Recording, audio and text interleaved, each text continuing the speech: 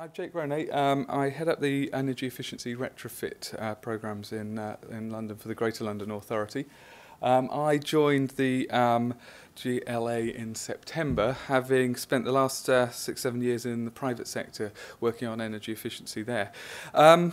It's been a very interesting and exciting few months getting to know this side of the great divide between public and private sector. So what I want to do is just talk about the challenges that the GLA is addressing and how the GLA might be able to help a lot of people, hopefully in this room, to improve the energy efficiency of their buildings. The Mayor of London has set some quite sort of tough challenges for us as a team and for environmental team generally. In particular, we're working towards a commitment to reduce London's CO2 emissions by 60% by 2025.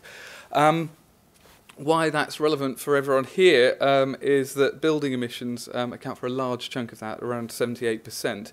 And London's buildings don't tend to be, like they do in other cities maybe, knocked down with any kind of regular frequency.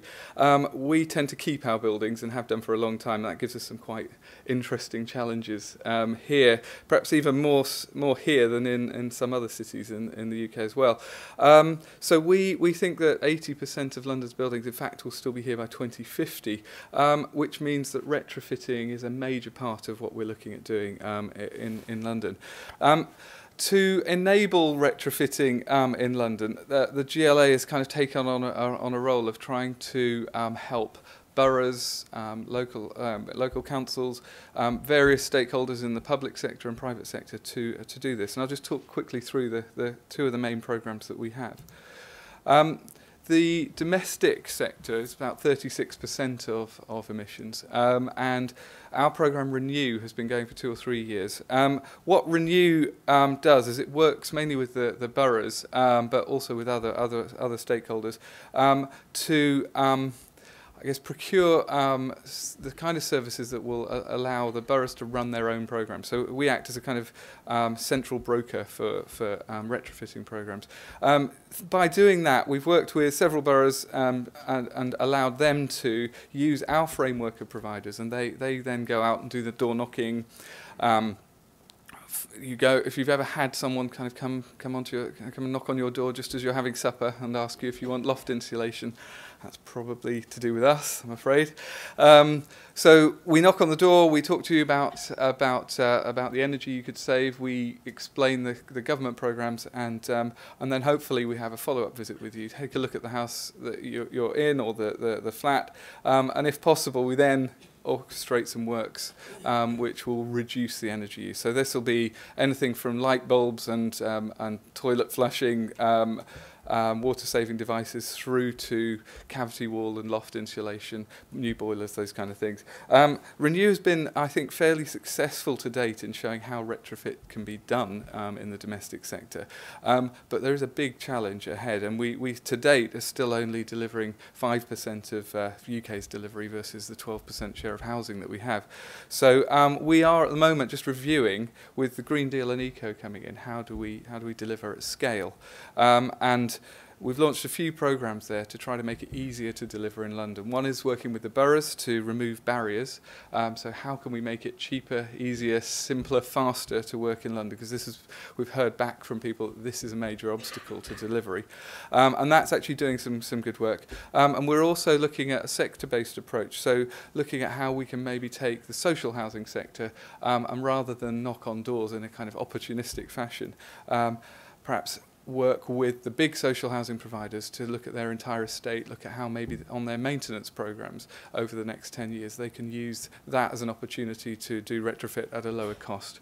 So that's all very exciting, and it'd be really good to talk to anyone who's involved in that sector later in the day. Our other programme, Refit, targets the public sector.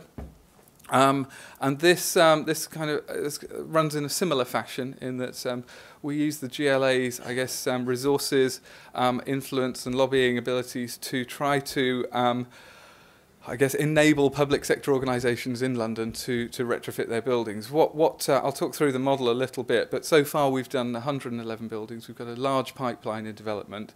We're seeing quite good energy savings, 20% as an average saving. It's been proved to be a very popular model this with public sector bodies, and we're now starting to see some real momentum develop. Refit has procured a framework of 13 suppliers through the European procurement process, which means that when it comes to you doing your procurement, you can rely on that and you can use that in a far quicker fashion. We've also developed contracts and delivery processes that you're able to call upon, as well as the resource there that helps you do your surveys, manage the tender, manage the contracting, look after the delivery, and then review the works when they're done. So we make it as easy as we possibly can for people to look at their estates and then implement these programs. As with Renew, though, there's a big challenge ahead, so we're hoping to scale up our processes over the next few months and put in place a real long-term sector-based approach. So we're looking at schools, we're looking at higher education as a sector, the transport sector, and really trying to put in place long-term plans for each one of those market sectors. I think I probably covered a lot of this, but the retrofit roadmap for us is really about moving to scale, embracing the challenge of Green Deal and eco, looking at our processes, how we can make them even more efficient to take cost out. And we also have some quite interesting things that we're looking at in the commercial sector, where to date we've perhaps made a bit less progress than in the other two, because it's a tougher nut to crack. So over the next few months we're going to be really reaching out to the commercial sector and working out how we can do something similar for them. Thank you very much.